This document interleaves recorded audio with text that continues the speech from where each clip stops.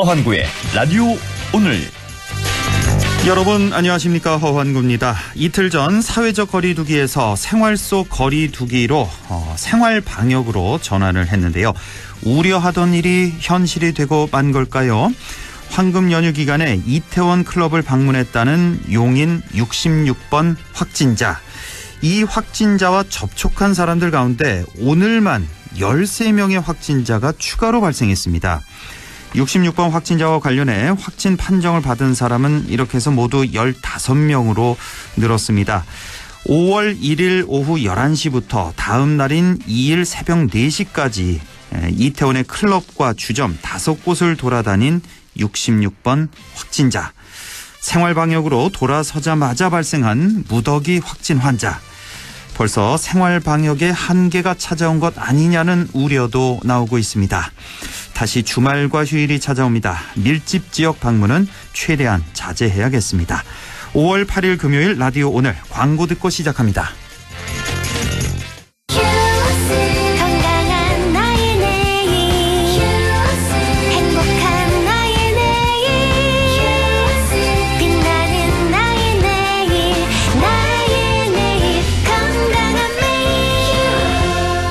건강한 내일을 여는 글로벌 헬스케어 기업 휴원스. 청량리역 바로 앞 GTX-C 추진으로 강남을 빠르게. 당신의 교통이 청량. 백화점과 마트를 걸어서 당신의 생활도 청량. 청량리역 초역세권 주거용 오피스텔 힐스테이트 청량리 더 퍼스트. 5월 오픈 예정. 1833-4861 현대 엔지니어링. 맑은 공기가 집 안으로 들어오니까 청정. 나쁜 공기를 집 밖으로 내보내니까 환기. 공기청정과 환기를 동시에 하니까 청정환기. 이제 창문 닫고 환기하세요. 청정환기 시스템을 나비앤하우스에서 만나보세요. 경동 나비앤. 너가 아버지 쌍용 자동차 다니시나? 아닌데. 근데 우짜 차를 그리 잘 샀노? 5월은 가족의 달이니까 가족 같은 고객에게 혜택을 팡팡! SUV 전차종 최대 10% 할인 또는 60개월 무이자 할부까지. 놓칠 수 없는 기회를 지금 바로 쌍용 자동차 전시장에서 일부 차량이 하나며 조기 마감될 수 있습니다. 여의도 더블 프리미엄의 중심축을 잡아라. 힐스테이트 여의도. 9호선 색강역, 5구호선 환승여의도역과 금융 업무지구 사이. 원룸에서 3룸까지 다양한 주거형 오피스텔. 제로 금리 시대 특별한 투자 대안. 힐스테이트 여의도. 1833-2367 현대 엔지니어링. 네, 안동문화 방송 라디오 오늘 금요일 순서 시작합니다. 1부 한 주간의 시사 이슈 진단해보는 시간 최진봉의 시사 포커스 잠시 후에 만나보겠고요. 2부 이슈 오늘에서는 요즘 코로나19 탓에 관광산업 어려움을 겪고 있는데요. 이런 때에도 문경시는 관광 인프라를 확충해서 미래를 대비하고 있다고 합니다. 잠시 후 고윤환 문경시장 만나보겠습니다. 이어서 어려운 경제 이슈를 알기 쉽게 풀어보는 시간이죠. 경제 요 정도는 알아야 한다. 박연미의 경제 요 정도 준비되어 있습니다. 라디오 오늘 생방송 놓치신 분들 유튜브로도 들으실 수 있습니다. 여러분의 많은 애청 바랍니다.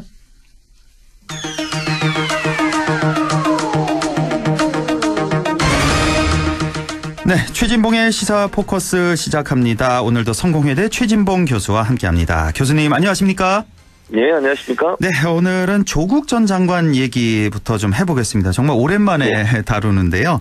그렇습니다. 참 길고 긴 수사였습니다. 검찰 수사가 시작된 지 255일 만이네요. 그러니까요. 상당히 오래됐죠. 처음으로 이제 법원에 조국 전 장관이 출석을 하는 모습 오늘 오전에 다들 보셨을 텐데. 자, 오늘 조국 전 장관이 받고 있는 혐의가 그러니까 크게 봐서 가족 비리가 있는 거고요. 그다음에 이제 감찰 무마 의혹을 받고 있는 건데 오늘은 감찰 무마 의혹에 대해서 유재수 전 부산부시장의 감찰을 무마를 했다. 이런 혐의죠. 이것에 대한 이제 오늘 재판이 있었는데요. 오늘 어떻게 보셨습니까? 일단 오늘 출석하면서 조 전 장관은 끝까지 싸우겠다. 힘든 싸움이지만 포기하지 않겠다 얘기를 했고요. 또 하나 이제 그런 얘기를 했어요. 언론인들에게 검찰발로 보도된 내용만 주로 하다 보니까 본인의 의견이나 의사가 많이 반영되지 않았다. 법정에 가면 이제 변호인도 주장을 하게 되잖아요. 그래서 좀 공정하게 보도해달라. 이제 그런 요청도 했죠. 그래서 결국 이제 법적으로 싸워보고 다퉈보겠다는 겁니다. 본인은 뭐 혐의 내용에 전혀 인정 안 하고 다 부인을 했고요. 예. 그리고 이제 검찰이 잘못 판단해서 본인을 직권남용으로 기소를 했지만 본인은 직권을 남용한 적 없고 업무를 수행했을 뿐이다. 그렇게 얘기를 해서 치열한 법적 공방이 일어날 가능성이 있다. 이렇게 보여집니다. 그동안에는 언론을 통해서 너무 일방적으로 검찰의 주장만 그렇죠. 보도가 된 면이 있다. 그래서 이제 오늘부터는 변호인단의 주장도 좀 많이 실어달라. 이런 주장을 한 거고 조금만 더 깊이 들어가 보면 지금 검찰 측이 주장하는 건 지금 유재수 전 부시장의 비위가 상당해서 수사 의뢰가 불가피하다라고 이인걸 전 청와대 특감반장이 보고를 했는데 조 전 장관에게. 근데 이것을 무시하고 수사 의뢰를 하지 않고 감찰을 막아서 직권을 남용했다. 이게 이제 검찰의 주장인 것이고 반면에 조 전 장관 주장은 이거는 뭐 수사 의뢰할 정도 판단할 사안이 아니었다. 그 판단할 그 재량권이 바로 민정수석에게 있었다. 그렇죠? 자기에게 있었다. 근데 자기 판단으로는 이건 아니었다. 그 정도는 아니었다. 난 직권을 남용하지 않았다. 이거 아니겠습니까? 그렇습니다. 그러니까 직권남용의 가장 이제 핵심이 되는 건 이거예요. 조국 전 장관, 그러니까 전 민정수석이죠. 민정수석 입장에서는 뭐라고 얘기하는 거냐면 이거는 그러니까 종교를 지은 거다. 그러니까 무마한 게 아니라 조사를 했고 조사를 해서 민정수석실 특감반에서 할 수 있는 범위 내에서 조사가 이루어졌고 그 조사의 결과가 나와서 그걸 종결해서 그 결과를 이제 보냈다. 금융위에 보냈다. 이렇게 얘기하는 거예요. 그게 이제 왜냐면 특감반원이 마치 많은 권한이 있는 것처럼 생각하지만 이제 조국 전 장관 측의 주장입니다. 이거는 생각하지만 특감반원은 강제 수사권이 없다. 즉 청와대 특감반이라고 하는 것은 법에 허용된 범위 내에서 조사를 하고 그 조사 내용과 결과를 통보하는 역할만 하는 것이다. 그렇기 때문에 강제 수사권이 없어서 수사를 더 깊이 할 수 없었고 왜냐하면 유재수 전 부시장이 이렇게 휴가를 내고 가면서 수사에 적극적으로 협조를 안 했거든요. 그러다 보니까 수사를 못 하게 됐어요. 수사를 위해서 조사를 참. 그래서 특감반원이 할 수 있는 범위 내 조사는 다 이루어졌고 그 조사 결과를 바탕으로 해서 본인은 본인의 어떤 업무상의 그 결과를 종결을 지었을 뿐이다라고 주장하는 것입니다. 그렇죠. 그리고 이제 검찰 측에서는 그렇게 보지 않고 이 다른 사람의 어떤 청탁이나 압력을 받고 소위 이제 더 높은 사람의 그 압력을 받고서 의도적으로 감찰을 무마했다 이렇게 주장을 하는 거예요. 그러니까 두 주장이 대립되고 있고 그 과정에서 직권이 남용됐느냐 안 됐느냐 이걸 가지고 이제 다투게 되는 거죠 법원에서. 작년에 그 서초동 집회 또 광화문 집회로 나뉘어서 열렸고 그게 벌써 한 6개월 더 된 거네요. 그러고 보니까. 그렇죠. 작년 가을쯤에 그렇게 있었죠. 그렇습니다. 우리는 100만이네, 니네는 200만이네 하면서 완전히 국민이 이제 둘로 나뉘었던 그런 기억이 있는데 벌써 이렇게 시간이 많이 지났습니다. 그러니까 이 조국 사태를 보면 그런 것 같아요. 이쪽에서 보는 거는 그러니까 어떤 그동안에 계속 정의로운 모습을 보였던 그 공인이 이런 개인 비리가 있었고 불공정한 행위가 있었고 이거에 대한 정의의 심판을 내려야 한다. 이렇게 보는 한 측이 있는 거고 아니다. 이거는 검찰 개혁을 막으려는 검찰의 지나치고 또 비상식적인 기소다. 이렇게 보는 거고 이렇게 결론 아닌 거고 어떤 게 진실일지. 앞으로도 이거 재판 꽤 오래 가는 거죠? 몇 년 가는 거죠? 한 2년, 2, 3년 가는 거죠? 대법원까지 가려면? 대법원까지 가려면 그렇게 시간이 걸리죠, 당연히. 그러니까 1심으로 끝날 것 같지 않고요. 양쪽 다 제가 볼 때는 그 항소를 할 가능성이 있기 때문에 시간이 좀 오래 걸릴 가능성이 있습니다. 자, 그리고 오늘 공교롭게도 그 부인 정경심 교수 이제 검찰이 이제 구속 연장을 신청을 했죠. 이제 6개월이 벌써 다 된 거예요. 구속 시작한 지. 근데 이게 이제 받아들여지지 않아서 기각이 돼서 바로 5월 11일 월요일 새벽 0시에 석방이 된다는 그런 소식도 들어와 있고요. 자, 이쯤 하고 이제 정치권 소식을 좀 보겠습니다. 양당의 원내대표가 선출이 됐습니다. 예상대로 많은 분들이 이렇게 예상을 했어요. 민주당에선 아무래도 김태년 아니냐, 통합당에선 주호영이 우세할 것이다. 많은 분들이 이렇게 예상을 했는데 민주당의 김태년 후보가 82표, 전해철 후보가 72표, 정성우 후보 9표 이렇게 얻었습니다. 통합당 좀 이따 얘기를 해보도록 하고 먼저 민주당부터 이 결과 어떻게 보셨습니까? 이 82대 72. 상당한 접전이었고. 접전이었죠. 예, 결선 투표까지 안 간 것도 이것도 좀 의아하네요. 웬만해서 최근에 원내대표 선출할 때 결선 거의 다 갔던 기억이 있었는데요. 그렇죠. 예. 네. 그래서 아무래도 결선 안 간 건 제가 볼 때 정성호 후보가 이제 많은 표를 얻지 못하는 바람에 표가 완전히 둘로 분산이 된 거죠. 생각보다 과반 이상.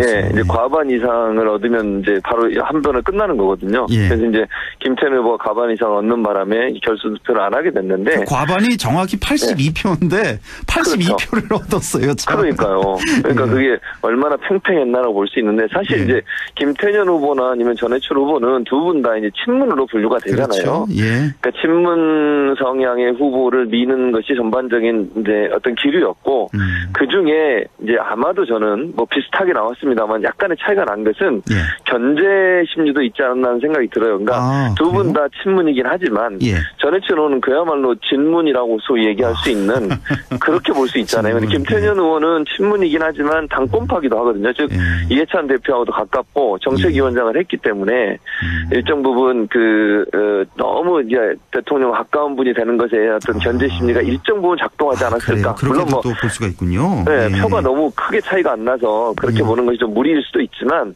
그럴 가능성도 어느 정도 있다고 봐요. 그러니까 두 분 다 친문이기 때문에 크게 뭐 당청 간의 관계는 문제가 없다고 보는 거죠. 그렇죠. 근데 전해철 후보는 계속 그 얘기 강조했거든요. 당청 간의 어떤 관계를 소통을 원활하게 해서 남은 2년 동안 국정과제를 잘 완수하겠다 이게 주장이었는데 그렇게 되면 이제 야당과의 어떤 그 여러 가지 마찰 이런 문제도 일어날 수 있고 또는 한쪽에 힘이 실리다 보면 이제 비문계로 분류되는 분들 입장에서는 조금 본인에게 이제 불리한 상황이 될 수도 있다는 뭐 이런 걱정 이런 부분도 일정 부분 작용했을 가능성이 있지 않겠나 그렇게 볼 수 있을 것 같습니다. 그러니까 친문 둘 다 친문이긴 하지만. 거리로 따지자면 누가 대통령과 그렇죠. 누가 더 가깝냐 따지자면 굳이 따지자면 전해철 의원이 조금 더 가깝다. 그래서 약간의 견제 심리도 작용이 된 것 같다는 말씀이시고 굉장히 좀 얘기하는 거 보면 김태년 의원 같은 경우는 상당히 호탕한 그런 느낌을 받고 협치가 잘 될 것 같은 일단 느낌을 받습니다. 앞으로 어떻게 될지 모르겠는데. 저도 그렇게 생각해요. 지금 말씀하신 것처럼 김태년 의원이 그렇게 뭐 소통을 안 하거나 그런 스타일은 아니라고 저는 보고요. 그래서 소통이 저는 잘 될 거라고 봅니다. 그 야당과의 소통. 왜냐면 이제 거대 여당이잖아요. 180석이나 되는 거대 여당인데 그 여당이 협치를 안 하는 모습을 보이면 오만하게 보일 수 있어요. 그럼요. 그래서 제가 볼 때는 설득하고 함께 가려는 시도를 계속 할 거다. 김태년 의원이 그런 부분에 있어서 충분히 저는 할 수 있는 역량이 있는 분으로 보이고 그렇게 성향이 뭐 강하고 이렇게 보이지 않잖아요. 지금까지 활동한 걸 보면 그런 점에서는 야당과의 소통도 잘 이루어질 수 있는 가능성이 있다고 봅니다. 통합당은 주호영, 권영세 2파전이었는데 주호영 의원이 59표, 권영세 당선인이 25표 이렇게 얻었습니다. 표 차이가 좀 상당히 많이 났습니다. 주호영 의원 같은 경우는 이제 영남 대구가 지역구고 저희 뭐 안동 MBC에서도 또 출연을 또 한 번 또 총선 전에 해서 긴 얘기 이렇게 하는 걸 들었는데 주호영 의원 같은 경우도 이번에 이제 5선인데 그렇죠. 상당히 무게감이 있고 주호영 의원 이미지도 협치가 가능할 것 같습니다. 그럼요. 지금 봐서는. 그럴 것 같아요. 그러니까 주호영 의원도 이렇게 지금까지 활동한 걸 보면 물론 그 본인의 주장을 강하게 하시긴 하지만 전혀 뭐 꽉 막힌 형태의 이미지를 갖고 있지 않아요. 그리고 소통이 가능하신 분으로 인지가 되고 있어서 제가 볼 땐 두 분 다 김태년 의원도 그렇고 주호영 의원도 그렇고 원내대표로서 협상의 테이블에 앉는 일에는 열심히 할 거라고 저는 봅니다. 그런 점에서 이번 21대 국회가 좀 긍정적으로 갈 가능성도 있다.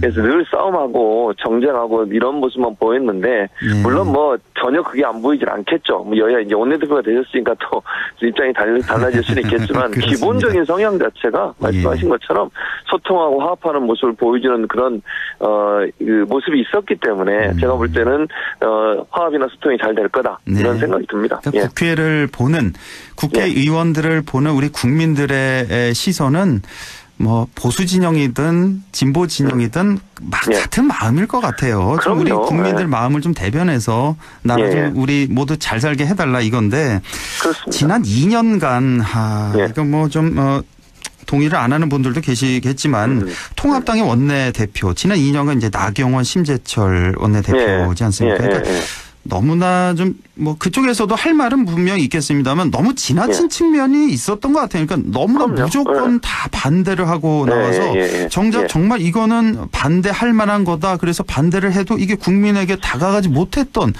그런 측면도 좀 있었던 것 같습니다. 그렇죠. 예. 그래서 사실 이제 발목 잡기다, 정권 발목 잡기, 국정 발목 잡기 이러면서 이제 이번에 그러니까 총선 결과가 민의가 그런 부분도 작용했다고 보거든요. 그렇죠. 분명히 그러니까 있습니다. 예. 지적하신 것처럼 정말 도와줄 것도 협의할 거는 협조해주고 그리고 잘못한 거 비판했으면 또 대안이 별로 없었어요. 뭔가 맞습니다. 비판하면서 대안을 제시해야 되는데 대안 제시가 없었던 부분.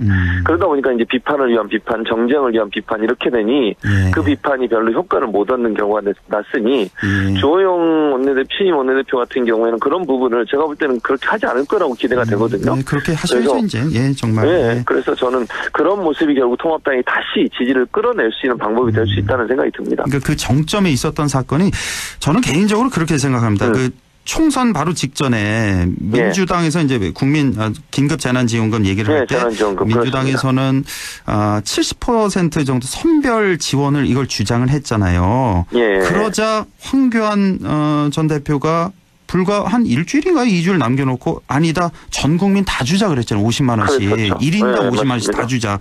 근데 이건 사실 이건 통합당의 어떤 뭐 논리나 방향 뭐 이런 것과는 좀 배치가 다르죠. 되는 거잖아요. 그동안의 맞습니다. 주장과도 완전히 반대되고. 그러니까 민주당에서 선별 지급을 주장하니까 여기에 대해서 이걸 또 반대를 하는 거예요. 그럼 우린 반대로 간다. 보편 지급을 주장을 한 거죠. 그러니까 이게 지금 두고두고 총선 끝나고도 비판의 대상이 되는 거 아니겠습니까? 그러니까요. 그리고 또 총선 끝나고도 입장 바꿔가지고 다 주는 것도 반대하셨잖아요.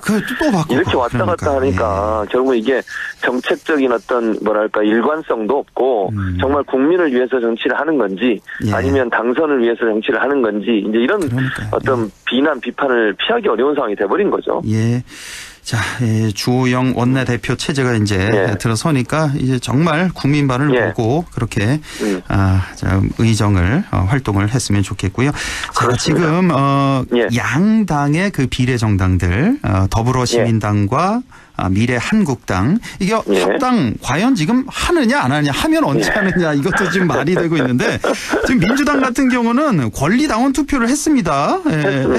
결과 이제 84% 투표에 참여한 인원의 전체 84%가 찬성을 해서 여기는 일단은 뭐 합당할 것 같아요. 조만간에 결정이 된 거고 미래통합당과 미래한국당 여기는 좀 봐야 될 것 같은데 주호영 의원 인터뷰하는 거 보니까 합당하겠다고 이렇게 얘기를 해서 좀 합당을 할 것 같네요. 이 비례 정당들이 조만간에. 근데 이제 문제는 원유철 대표예요. 원유철 대표. 지금 미래한국당의 대표 원유철 대표. 이분은 계속 지금 다른 얘기를 하고 계시거든요. 그렇습니까?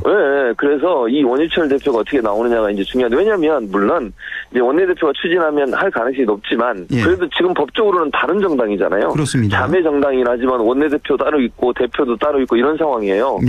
그런 상황이다 보니까 원유철 대표가 만약 계속 반대를 하면 이게 삐그덕거릴 가능성은 충분히 있다고 보여지거든요. 근데 저는 주호영 원내대표의 말이 맞다고 생각해요. 국민이 그걸 바라고 있어요. 지금 만약에요, 또 이렇게 원희철 대표가 주장하는 것처럼 뭐 그냥 계속 할 듯한 그런 모양새를 비추면요, 국민 볼 때는 국민의 민의를 또 왜곡한다는 비판을 면할 수 없을 거라고 저는 봅니다. 그러니까 민주당이 당연히 그렇게 해야 된다고 저는 민주당이 그래서 결정을 한 거 아닙니까? 권리당원 투표를 통해서. 근데 지금 미래한국당 같은 경우에는 상당히 그 유보적인 반응도 보내고 지난번에는 국민의당과 합당 얘기도 잠깐 나왔었어요. 그렇습니다. 그런 태도를 보이는 것은 제가 볼 때 또 다른 꼼수다. 이런 비판을 받을 수밖에 없기 때문에 주호영 원내대표가 협상력을 잘 발휘하셔서 원유철 대표 설득하고 저는 합당해야 된다고 봐요. 그것이 국민 앞에 잘못된 어떤 그 선거제도를 악용해서 꼼수 부렸던 모습에 대한 반성이다. 이렇게 생각이 듭니다. 지금 원유철 대표가 지금 문제다 이런 말씀이신데 그러니까 화장실 들어갈 때랑 나올 때 이게 좀 생각이 좀 달라지니까 또 얼마 전에 한성규 전 대표도 좀 생각이 나고 그러니까요. 그래서 사람 마음 또 어떻게 될지 모르니까. 그렇습니다. 자, 하나만 더 좀 여쭤보겠습니다. 한 1분 정도 남았는데. 이제 10일이면 문재인 대통령 취임 3주년을 맞게 되는데, 취임 3주년 맞는 대통령 지지율이요. 오늘 한국갤럽 조사가 나왔는데, 71%가. 지난번까지는 뭐 60%대 계속 유지하고 있었는데, 무려 70%를 찍었습니다. 71%가 나왔는데. 자, 청와대 춘추관에서 대국민 특별연설이 지금 예정이 돼 있습니다. 그렇습니다. 어떤 얘기 대통령께서 하실까요? 제가 볼 때는 가장 이제 중요한 코로나 관련된 말씀을 하실 것 같아요. 그러니까 첫째는 코로나 극복을 위해서 이제 지금도 추진하고 있지만 앞으로 지속적으로 어떻게 코로나 극복을 위해서 노력을 할 거냐를 얘기하실 거고 그중에 경제 문제를 가장 많이 얘기하실 겁니다. 왜냐하면 이제는 어느 정도 방역은 물론 뭐 또 어제 또 갑자기 그 지역 감염이 일어나서 걱정이 되긴 합니다만 그럼에도 불구하고 이제 우리가 안정적으로 어느 정도 이제 통제를 가능하게 하고 있는 상황 아니겠습니까? 이런 상황에서 이제 중요한 건 경제를 부흥을 시켜야 되고 다시 살려내야 되는데 경제적인 부흥, 이제 우리나라뿐만 아니라 다른 나라들도 코로나가 계속 확산되고 있는 상황이기 때문에 이런 상황에서 우리가 경제적으로 어떻게 다시 일어설 수 있을까 이런 대책들을 많이 발표할 거라고 생각이 들어요, 저는. 그래서 코로나19 관련된 방역과 경제 대책에 대한 주요 내용을 얘기하실 것 같고 그다음에 이제 한반도 평화 정착 이 문제도 아마 거론을 하실 것 같습니다. 그 문제가 지금 코로나 때문에 상당히 좀 묻혀 있는 상황인데 그것도 다시 말씀을 하실 것 같고요. 그래서 아마 그 두 가지 내용이 주 내용이 될 것이라고 저는 생각이 들고 개혁 입법 관련해서도 아마 이제 끝까지 본인이 하시고자 하는 개혁 입법들 추진을 위해서 노력하겠다 이런 얘기 정도가 담기지 않을까 이런 생각이 듭니다. 자, 오늘 말씀 여기까지 듣겠습니다. 성공회대 신문방송학과 최진봉 교수와 함께했습니다. 고맙습니다. 감사합니다. 네, 라디오 오늘 잠시 후 2부에서 뵙겠습니다.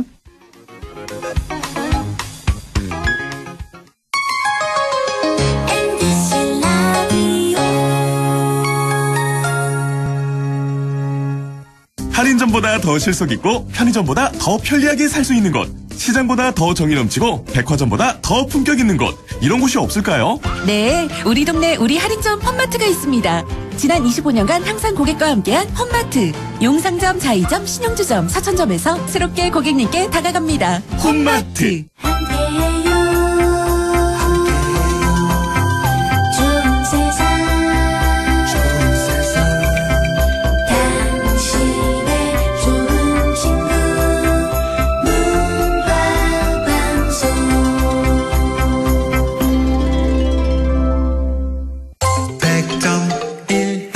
라디오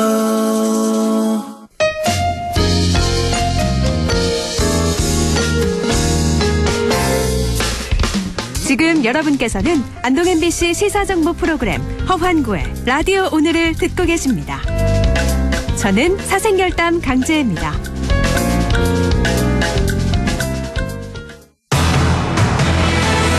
네, 6시 27분 59초 지나고 있습니다. 이슈 오늘 시작합니다. 코로나19 탓에 특히 관광산업은 우리 어느 지역을 막론하고 어려움을 겪고 있는데요. 숨통이 트일 날만을 기다리고 있는 상황입니다. 이럴 때 문경에서는요, 오히려 관광 인프라 구축에 적극적으로 나서고 있다는 소식인데요. 문경시 고윤환 시장 연결해서 자세한 얘기 들어보겠습니다. 고윤환 시장님 안녕하십니까? 네, 안녕하세요. 반갑습니다. 오랜만입니다. 우선 코로나19 상황이 궁금한데요. 문경은 그 인접 지역에 많은 확진자가 발생했는데 현재까지 문경 안에서는 3명밖에 발생하지 않았습니다. 뭐 어떤 특별한 비법이라도 있었습니까? 네, 저희가 코로나19가 발생하자 우리 청정 문경을 지키기 위해서 선제적 우리가 방역 대책을 추진했습니다. 우리가 보건소에 비상방역대책반을 가동시키고 또 우리 병원과 우리 보건소의 자체 선별진료소를 초기에 운영을 했습니다. 아울러 우리는 사전에 미리 심각 단계로 전환해서 전 공무원이 마스크 쓰고 민방위복 입고 그리고 관공서 입구에 대인 소독기를 설치를 했습니다. 모든 민원인들이 관공서 방문할 때는 대인 소독기를 통과하게 했고 그리고 카라반 음압 진료실을 운영하고 또 우리 관내 대형 병원 2곳에는 이동형 음압 시설 2억을 들여갖고 우리가 설치를 했습니다. 그래요? 그렇게 하고 또 버스 터미널이라든가 공공청사에는 2단계로 또 개인 소독기를 설치해서 우리가 또 아울러 또 우리 관내 우리 시에서 관용버스가 내구 연한이 찬 관용버스를 구조 변경을 해서 찾아가는 대인 소독도 하는 조치를 지금 취하고 있습니다.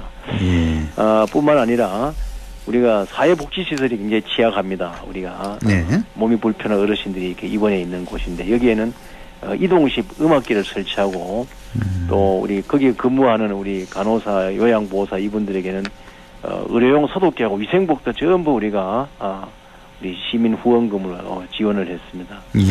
그리고 우리 인근에 코로나가 나중에 지난달에 발생을 하자 우리 전 시민들에 대해서 우리가 한 분 한 분 전화를 걸어서 건강 상태를 수사를 하고 전 시민에게 장이 서는 날에는 우리가 공무원들이 장에 나가서 마스크를 안 쓰고 나오시는 분들에게 전부 마스크를 씌워드리고 이런 아주 저희가 정말 최선의 노력을 다해서 현재 문경을 지키고 있습니다. 그렇군요. 아주 선제적으로 대응했고 적극적으로 대응했다. 그래서 지금 3명밖에 확진자가 안 나온 문경이 되겠습니다.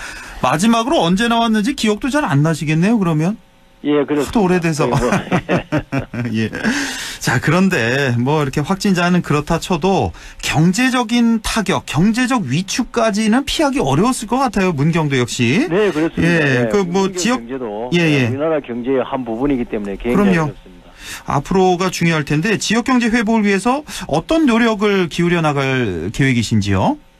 저희가 첫 번째로 한 것이 이게 우리 코로나가 사람 간의 접촉에서 나오기 때문에 우리가 긴급히 드라이브스루 경제 살리기 추진본부를 구성을 해서 우리가 틈새 시장을 공략을 했습니다. 첫 번째 한 것이 우리가 시에서 도시락을 전부 다 제작을 해서 시내 식당에 다 나눠줬습니다. 그리고 초기에 식당에 들어가기를 꺼리는 것을 우리가 대비해서 미리 전화를 해서 주문을 하고 그리고 그 도시락을 받아서 공원이라든가 자기 사무실에서 식사를 하게 되었습니다. 그래서 식당도 살고 또 도시락 가지러 가면서 택시를 타고 갔기 때문에 지역에 택시 타기 운동도 하는 그러한 일을 했습니다.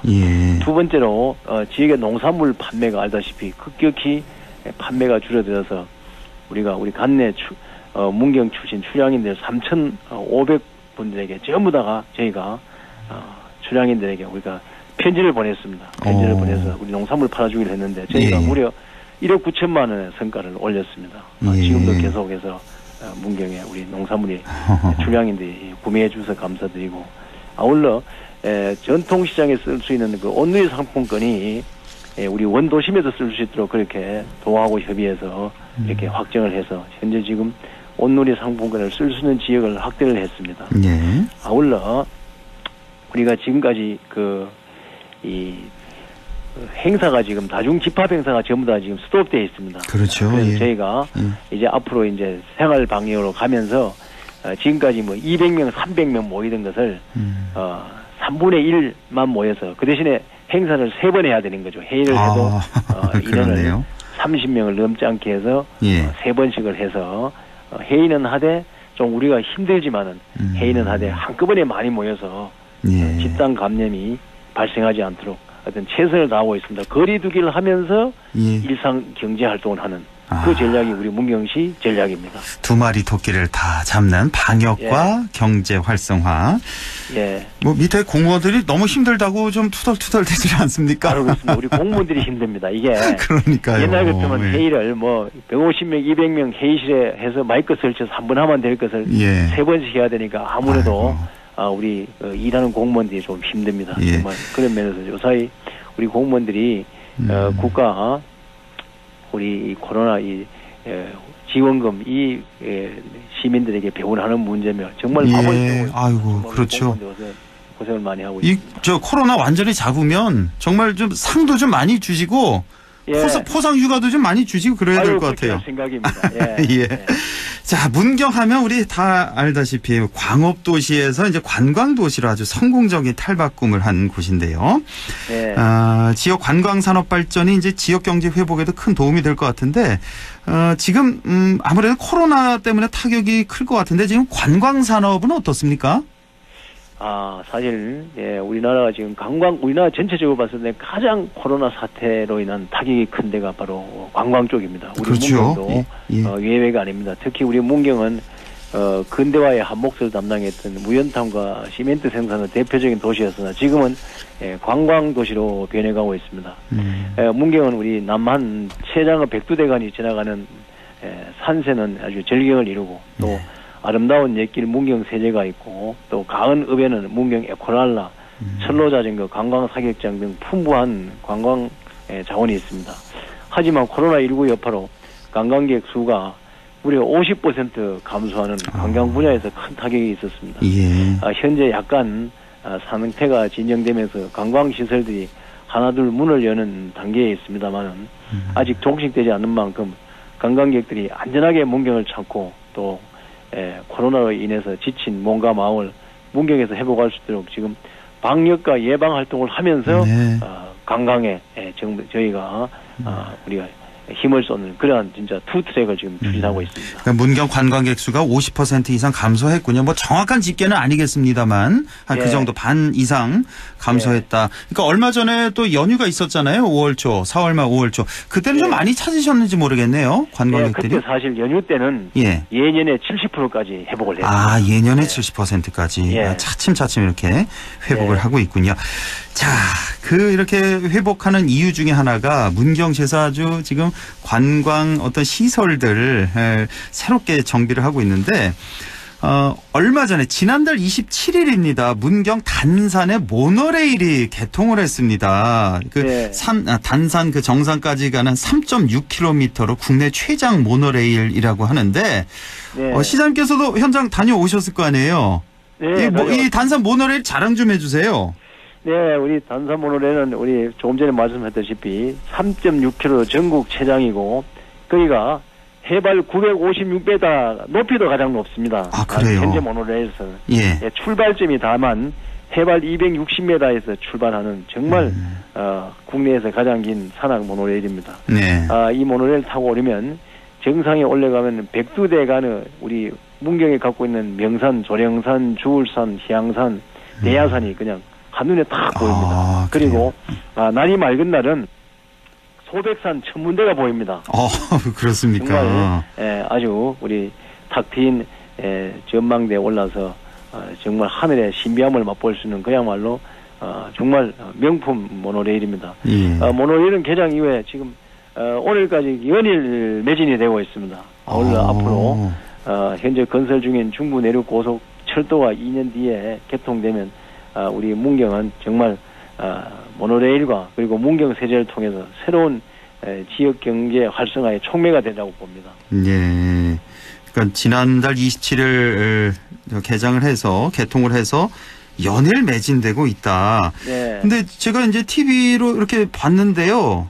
속도가 꽤 느려 보이던데요. 이게 시간은 얼마나 걸립니까? 정상 가는데? 정상까지 이제 올라갈 때는 35분이 소요되고 35분. 내려올 때는 25분이 소요됩니다. 내려올 때 훨씬 빠르고요. 내려서는 조금 빨리 올고 올라갈 때는 안전 때문에 이게 경사도가 굉장히 높아서 그 대신에 뭐 철저히 안전 때문에 속도를 좀 이렇게 늦추고 있습니다. 이게 뭐 일종의 어떤 우리 케이블카 많이 타니까 케이블카 비슷한 거죠? 그러니까 모노레일이라는 게? 그렇죠. 케이블카만큼 이제 속도는 빠르지 못하고 또 아울러 또 이렇게 그런 면에서 좀 이렇게 안전 면에서는 또 우리가 더 안전한 그렇군요. 안전한 이 단산 모노레일이 되겠는데 한 번에 그 탑승 인원은 어느 정도나 됩니까? 한 대 8명이 탈 수 있습니다. 한 대에 8명이요? 그럼 뭐 차량이라고 해야 될까요? 그 모노레일 그게 몇 대 정도나 있는 거예요? 차량이라고 하고 있습니다. 우리가 현재는 우리가 10대를 갖고 있는데 10대. 앞으로 좀 2대를 더 우리가 제작할 생각을 갖고 있습니다. 너무 많은 에 대해서 지금 타지 못하고 되돌아가는 분이 너무 많아서. 더 많으시겠어요? 돌아가시는 분들이. 예. 뭐 이외에도 뭐 다양한 레저 시설도 단산에 이렇게 마련해 놓고 아주 그 산책길, 그러니까 난 이런 거 타고 가기 싫다, 등산이 좋다 하시는 분들도 아주 좋은 그 등산로도 이렇게 데크를 깔아서 조성해 놨다는 말씀 들었고, 이외에도 뭐 생태 미로 공원도 개장을 했다고 하는데 다음에 좀 자세히 좀 들어보도록 하고, 문경에 왜 쌍용양회 문경 공장 부지 있잖아요. 네, 그렇습니다. 여기에 무슨 뭐 촬영 스튜디오를 구축을 합니까 앞으로? 네, 알다시피 문경 쌍용 시멘트 공장은 1957년도에 우리 UN 웅크라 자금으로 건설된 그야말로 우리나라 근대화에 초석이 되었던 시멘트 공장입니다. 이것이 이제 내구 연한이 다 차서 현재 문을 닫았는데 거기 면적이 무려 6만 5천 평입니다.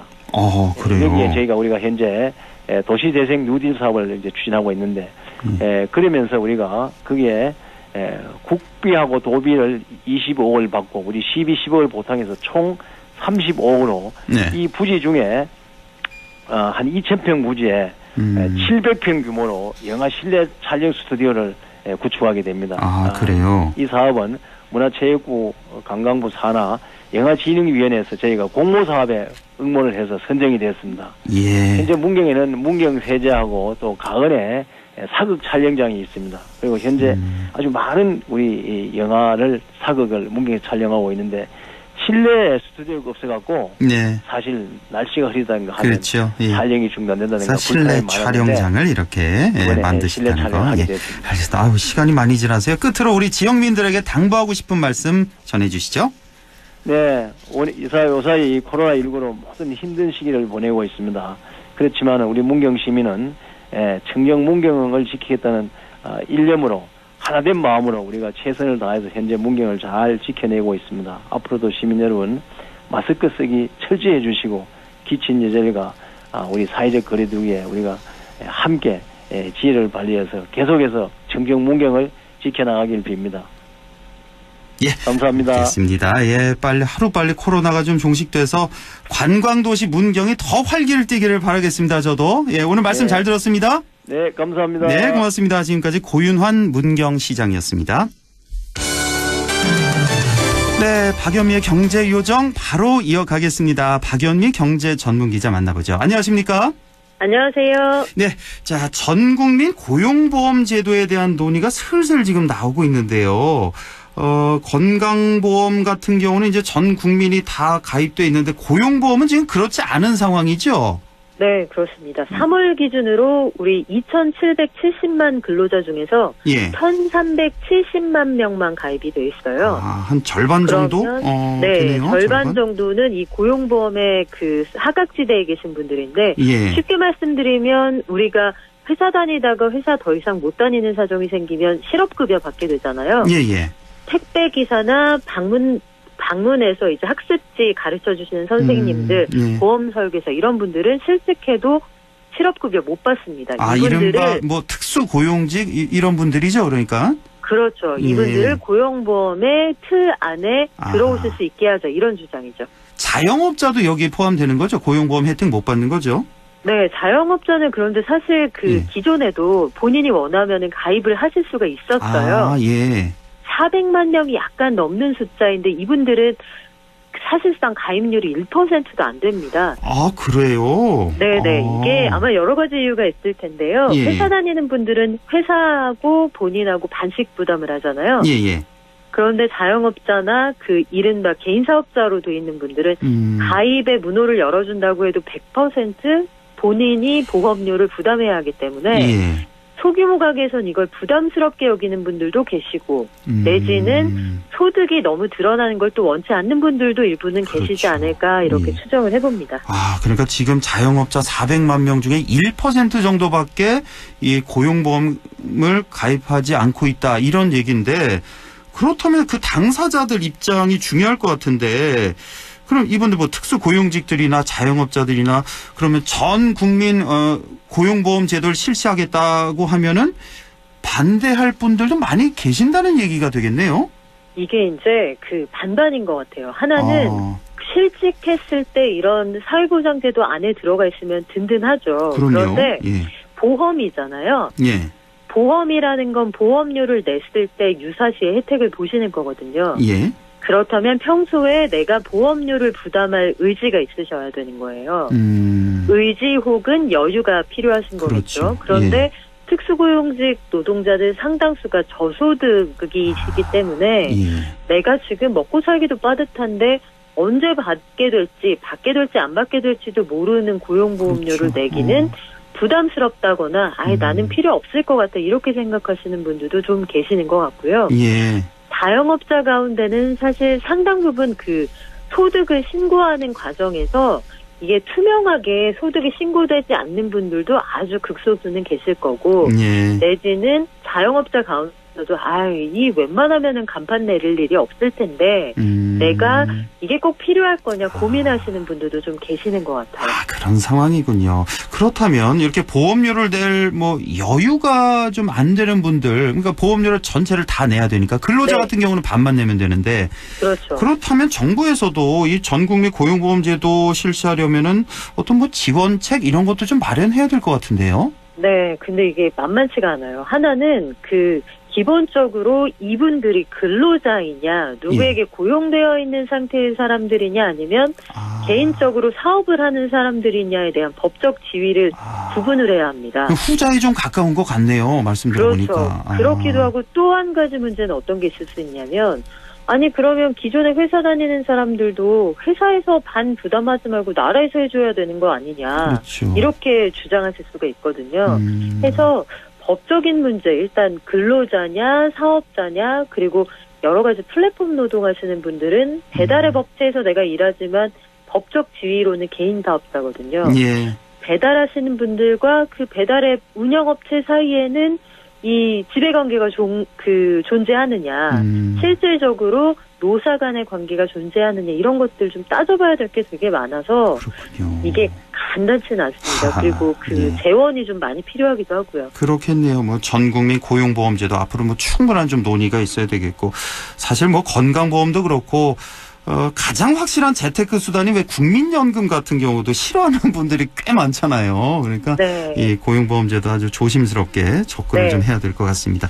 자, 이번 주 그러니까 지난 4일부터 취약계층이죠. 취약계층을 대상으로 긴급 재난지원금이 지급이 된다. 아마 오늘쯤에 다 지급이 됐겠네요. 그렇죠? 이 취약계층에 대해서는. 그렇습니다. 그렇죠? 당일에 5월 4일 오후 5시 이후에 대부분 입금을 받으셨고요. 그렇죠. 예. 일부 지자체의 경우에 좀 시간이 걸리는 경우도 아마 이번 주 안에는 다 마무리가 됐을 것으로 전국의 280만 기초수급 가구 등에는 현금으로 이미 지원이 끝났습니다. 예, 취약계층에는 이미 지급 끝났고 이제 다음 주 월요일부터입니다. 11일부터는 그 외 전 국민을 대상으로, 근데 사실 엄밀히 말하자면 전 가구를 대상으로 하는 거죠. 예, 재난지원금 신청이 시작되는데요. 자, 이거 어떻게 됩니까? 지금 인터넷 신청이 좀 어려운 분들도 계실 거고, 아니면 가족관계 변동이 생긴 분들도 계실 거고, 이게 세대주가 신청하는 거잖아요. 그러니까 가족 중에 세대주와 별거하는 분들, 아니면 사이가 아주 나쁜 그런 가족들 많은 분들 계실 것 같은데 좀 문제가 없을까요? 네, 일단 상황을 좀 정리를 해드리면 인터넷으로 본인이, 그러니까 세대주가 사용하는 카드 회사에 신청을 하시면 그쪽으로 일종의 포인트 형식으로 충전해주는 건 다음 주 월요일 11일부터 시작이 되고요. 만약에 나는 인터넷 신청 이런 게 어렵다, 그러면 사용하시는 그 세대주가 사용하시는 카드 가지고 18일부터는 연계되어 있는 은행에 가시면 거기서도 신청을 해드립니다. 그리고 만약에 나는 카드 사용할 생각이 없고 상품권이나 선불카드로 받겠다 하는 분들도 18일부터 읍면 동사무소로 가시면 되고요. 가족관계 변동이라는 게 이혼이나 사망이나 출생 등이 있을 수 있잖아요. 3월 30일 0시 이후로 사망하시는 분은 세대원에 포함하지 않고요. 4월 한 달 동안 출생한 아이에 대해서는 5월 18일부터 읍면 동사무소로 가셔서 이런 가족관계 변동이 있습니다 말씀하시면 이 이의 신청 기간 동안에 가족관계 변경을 받아줍니다. 이혼도 마찬가지고요. 다만 이제 세대주하고 사이가 안 좋다, 이혼 소송 중이다라거나 가출했다, 연락이 안 된다 이런 경우 있을 수 있잖아요. 이 경우에는 일단 소재가 불명하다, 연락이 안 된다 이게 입증이 되면 그분을 제외하고 나머지 가족의 수로만 계산을 해서 별도의 세대주로 신청을 하시면 그 가족에 해당하는 부분은 지급이 되고요. 다만 이혼 신청해서 조정 중이다 뭐 이런 문제들은 조금 시간이 걸릴 것 같아요. 조정하는. 그렇군요. 네. 예, 좀 지급의 사각지대가 좀 생길 우려도 없지 않아 있어 보이는데 좀 복잡합니다. 자세한 사항은 읍면동 주민센터 네, 가서 물어보시면 친절하게 알려주십니다. 그렇습니다. 이것도 신청도 역시 오부제로 하는 거죠? 우리 저번에 왜 마스크 살 때처럼? 예, 똑같습니다. 1, 2, 3, 4, 5, 6, 7, 8, 9, 10 세대주의 출생연도 끝자리를 기억하시면 됩니다. 예. 자, 한 1분 정도 남았는데, 자, 이제 10일이면 문재인 대통령 취임 3주년이 되는데, 오늘 한국갤럽 발표한 거 보니까 71%를 찍었던데. 그러니까요, 네. 예, 그간의 경제 정책 성과를, 이거 좀 1분 내에 정리가 되려나 모르겠습니다. 한마디만 좀 해주시죠. 네, 글쎄요, 무엇보다도 노동자들의 가치, 노동을 존중하는 사회적 분위기에 대한 화제를 끌어냈다는 것, 이 부분에 대해서는 굉장히 높이 평가할 만한 부분이 있는 것 같고, 다만 그 안에서 부수되었던 여러 가지 속도 조절의 문제, 이런 것들은 함께 고민을 좀 해봐야 될 것 같습니다. 예, 알겠습니다. 우리 여행 좋아하시는 박연미 기자로 제가 알고 있는데, 조금 전에 문경 시장님 인터뷰를 했는데 단산 모노레일이라고 개정했거든요. 네, 인산 이내라고 합니다. 우리 문경 시장님이 잘 안내해 주실 겁니다. 감사합니다. 예, 오늘 말씀 잘 들었습니다. 고맙습니다. 고맙습니다. 네, 지금까지 박연미 경제 전문 기자였습니다. 예, 우리 좀 날씨 알아보죠. 김도연 캐스터 전해주세요. 네, 주변 풍경이 초록빛으로 변해가면서 나날이 달라지고 있고 또 여러 기념일이 5월을 실감케 합니다. 낮에는 좀 흐렸는데요. 오늘 저녁부터는 비가 내리겠습니다. 이번 비는 여름철 집중호우처럼 요란하게 내릴 것으로 예상됩니다. 봄비답지 않게 많은 양의 비가 주말 내내 이어질 것으로 보여서 주의가 필요한데요. 밤 9시쯤 되면 전국적으로 확대되겠고 일요일 아침까지 길게 이어지겠습니다. 주말인 내일은 종일 비가 내리면서 바깥 활동하는데 다소 제한이 많을 것으로 보입니다. 예상되는 비의 양 10에서 40mm고요. 바람도 좀 불겠습니다. 주변 시설물 점검 철저히 해주시기 바랍니다. 내일 기온은 청송, 안동, 예천, 영양이 아침 15도, 한낮에 19도 나와 있고요. 의성이 15도에서 20도, 문경, 영주공안은 13도에서 19도 분포, 상주 아침이 14도, 한낮에 20도 예상됩니다. 안동 현재 기온은 어제 이 시간보다 5도 높은 22도, 체감온도 22도, 습도는 46%입니다. 날씨였습니다.